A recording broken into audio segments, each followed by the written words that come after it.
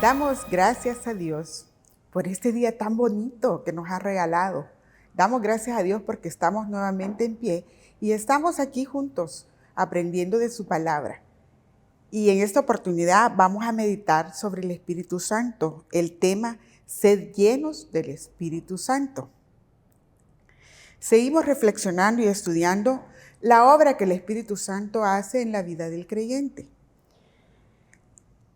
Pero antes de todo, debemos tener claridad quién es el Espíritu Santo. Algunos han dicho, pues es una energía, otros que es una fuerza o algo abstracto, pero el Espíritu Santo realmente es una persona. El Espíritu Santo es una persona de la Trinidad. Nosotros creemos en un solo Dios, pero ese Dios tiene tres personas que cumplen diferentes funciones. Está el Padre, está el Hijo y está el Espíritu Santo, quien ministra nuestras vidas y nos llena de su poder. El Espíritu Santo, su tarea principal es santificar al creyente. Y a través de la Biblia nos podemos dar cuenta que su característica más resaltada es su santidad. Él es santo. Entonces nosotros, sabiendo esto, deshonramos a la persona del Espíritu Santo cuando creemos que Él es una fuerza y que la podemos controlar y hacer a nuestro capricho. Nosotros debemos de dejarnos dirigir por el Espíritu Santo, porque una de sus tareas principales es guiarnos, consolarnos. Esto ya lo aprendimos en estudios anteriores. ¿Qué es lo que hace el Espíritu Santo en nosotros? Veamos, en este nuevo pacto, en el pacto de la gracia, el Espíritu Santo viene a morar en la vida del creyente, y no por un corto periodo, sino, Jesucristo lo dijo, para siempre. Viene a morar en nuestras vidas para siempre. A diferencia del antiguo pacto en el Antiguo Testamento, que el Espíritu Santo estaba activo siempre, pero venía y se derramaba sobre sus siervos, sobre aquellas personas a quien Él les delegaba una misión. ¿Quiénes eran ellos? Los jueces, los profetas, los sacerdotes, los reyes inclusive. Ellos tenían el Espíritu Santo, quien los capacitaba para cumplir con la misión que Jehová Dios les había encomendado. Y podemos citar algunos ejemplos. Podemos hablar de Abraham, podemos hablar de Moisés, podemos hablar de Josué, de Sansón, de David, de Saúl. Bueno, tantos hombres de Dios. Pero si notamos, por ejemplo, Sansón, ustedes saben que él tenía el Espíritu Santo y Dios lo comisionó. Pero cuando Sansón se dejó seducir por el pecado, el Espíritu Santo le fue quitado. Igual pasó con el rey Saúl. Cuando él en sus arrebatos desobedeció y cometió pecado, le fue quitado el Espíritu Santo también. En el antiguo pacto era así. Por eso el rey David, en el Salmo 51 decía, y no quites de mí tu Santo Espíritu. Tiene sentido. Nosotros estamos en un periodo de la gracia. Somos felices porque el Espíritu Santo está operando en nuestras vidas y no solo hoy ni mañana, sino mientras estemos en esta tierra. Y eso es causa de que nos debe de alegrar. Eso es maravilloso. Veamos qué dice, en segundo lugar, el Espíritu Santo mora en el creyente, ya dijimos. Veamos qué dice Romanos 8:9. Mas vosotros no vivís según la carne, sino según el Espíritu, si es que el Espíritu de Dios mora en vosotros. Y si alguno no tiene el Espíritu de Cristo, no es de él. Cuando una persona se convierte al Señor, inmediatamente el Espíritu Santo viene a morar en el creyente, o sea, dentro del creyente. No existe cristiano alguno que haya sido regenerado, que sea nueva criatura, que no tenga el Espíritu de Dios. Y si no lo tiene, sencillo, no es de Dios. Así de sencillo. Cristo prometió a sus apóstoles un poco antes de su muerte que daría otro consolador, aclarando en su promesa que estaría con nosotros y en nosotros. ¿Se acuerdan cuando estudiamos en Juan 14, 16, 17? Ahí lo decía el Señor, que iba a mandar otro consolador que esté con nosotros para darnos poder y que esté en nosotros para guiarnos, para instruirnos. Mire qué maravilloso es la operatividad del Espíritu Santo en la vida de aquel que ha reconocido a Jesucristo como su Salvador. Por eso decimos que la vida de la persona que no acepta a Jesucristo le falta mucho, está divagando por el mundo sin fe y sin esperanza y sin ayuda alguna. Veamos, el cuerpo del cristiano es templo del Espíritu Santo.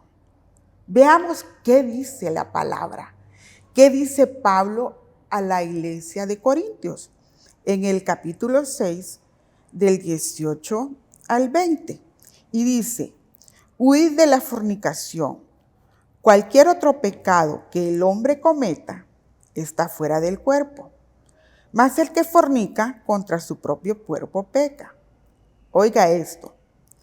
¿O ignoráis que vuestro cuerpo es templo del Espíritu Santo, el cual está en vosotros, el cual tenéis de Dios y que no sois vuestros?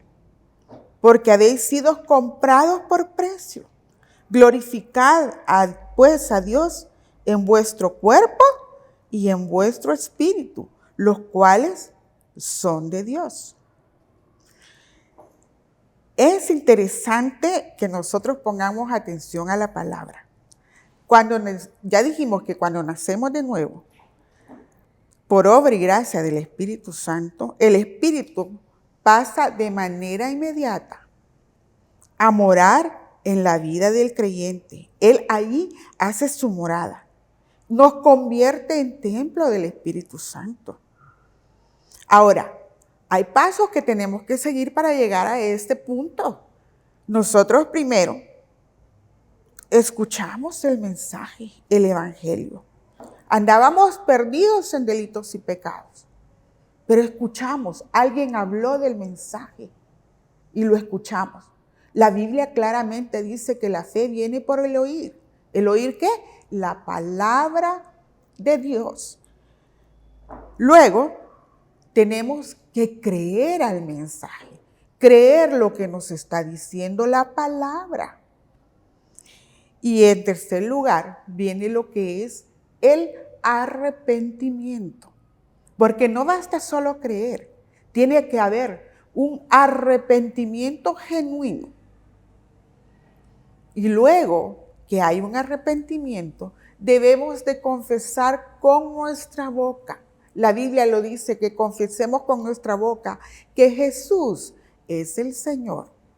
Y luego que lo confesamos con nuestra boca, pasamos a lo que es el bautismo en aguas para perdón de pecados y recibir el don del Espíritu Santo, el cual el mundo no puede recibir porque no le ve ni le conoce. Cuando eso sucede, nosotros ya no somos las personas que éramos antes. Por eso la Biblia habla que somos nueva criatura. Porque el Espíritu Santo, desde el momento en que pasa a morar en nosotros, nos redarguye de pecado. Entonces ya no podemos nosotros pecar deliberadamente porque tenemos el Espíritu de Dios que nos está diciendo qué es lo bueno, qué es lo malo y qué es lo que hemos hecho malo. Es por eso que nosotros tenemos que cuidar el templo. Tenemos que cuidar el Espíritu Santo que mora dentro de nosotros. ¿Cómo podemos cuidarlo? Bueno, entendemos que todos los creyentes sin excepción, somos templo del Espíritu Santo. Pero si vivimos en fornicación, estamos profanando el templo. Ahí lo acabamos de leer. Cuidamos ese templo cuando huimos de la fornicación, no solamente fornicación sexual, sino fornicación espiritual. La fornicación espiritual podría ser cuando nos vamos tras falsas doctrinas, cuando nos dejamos engañar, cuando no permitimos que Dios nos enseñe. Entonces, nosotros no olvidemos que cuando le damos el espacio al pecado, el pecado nos domina, nos controla y destruye lo que es el templo de Dios. En tercer lugar, veamos, sed llenos del Espíritu Santo. Ya dijimos que nosotros recibimos el Espíritu Santo, pero necesitamos ser llenos del Espíritu Santo. Mire lo que Pablo le dijo a la iglesia de Éfeso. Y quiero que leamos Efesios 5, del 18 al 20. Le dice así: no os embriaguéis con vino, en el cual hay disolución. Antes bien, sed llenos del Espíritu, hablando entre vosotros salmos, con himnos y cánticos espirituales, cantando y alabando al Señor en vuestros corazones, dando siempre gracias por todo al Dios y Padre, en el nombre de nuestro Señor Jesucristo. Quiere decir que la llenura con el Espíritu Santo no es una opción, es un mandato. Sed llenos del Espíritu Santo. Éfeso fue una iglesia que fue fundada por el apóstol Pablo. Y había en esa ciudad un avivamiento y un derramamiento del Espíritu Santo que ninguna ciudad a la que Pablo visitó lo tenía. Por eso Éfeso llegó a ser la capital mundial del avivamiento. Años después, Pablo les manda este recordatorio y les escribe una carta. Y ahí es donde les dice: no os embriaguéis con vino. Porque en Éfeso había una costumbre, y bueno, habían templos paganos y la gente se embriagaba. Pero él les recordaba: ustedes no tienen que embriagarse con vino, en el cual hay disolución. Porque Pablo sabía que la embriaguez toma control de nuestra vida y nos lleva a cometer más pecado y profanamos el templo. Más bien, sean llenos del Espíritu Santo, les dice. ¿Y cómo dijimos, cómo podemos cuidar nosotros el Espíritu Santo? Pues aquí lo dice, que leímos. Hablando entre vosotros con salmos, con himnos y cánticos espirituales, cantando y alabando al Señor en vuestros corazones, dando siempre gracias a Dios por todo. Mire qué maravilloso. Nosotros debemos de adorarlo, alabarlo y ser agradecidos. Darle gracias a Dios por todo, dice Pablo. Y aquí vemos por qué Pablo dice eso. Porque Pablo sabía que todas las personas, cuando no nos llenamos del Espíritu, tenemos un vacío. Y ese vacío la persona siempre busca con qué llenarlo. Y cuando no buscamos a Dios, buscamos equivocadamente afuera y lo queremos llenar con droga, con licor, con amigos que nos llevan a la perdición, con el trabajo, con el dinero. Lo queremos llenar porque el hombre siempre tiene un vacío. Por eso es que Pablo aconseja que seamos llenos del Espíritu Santo, porque todas esas cosas fuera del Espíritu Santo nos llevan a la ruina, nos llevan a la perdición. Entonces, todo cristiano que tiene el Espíritu Santo debe de buscar la llenura del Espíritu Santo. ¿Cómo lo hacemos? Cantando himnos. Dios no busca compositores ni grandes cantores. Busca gente que le adore en espíritu y en verdad. Él lo dijo en Juan 4:23. Que quería adoradores que le adoren en espíritu y en verdad. Y eso lo vamos a hacer nosotros cuando estamos llenos del Espíritu Santo. Y vamos a tener esa bendición de disfrutar la dicha, de que la vida nos sonríe, porque la vida con Cristo, la vida llena del Espíritu Santo es más fácil. Dura es la carga cuando no tenemos quien nos ayude. Pero cuando tenemos el ayudador, cuando tenemos el consolador, la carga se vuelve ligera. Por eso es necesario que nos llenemos del Espíritu Santo.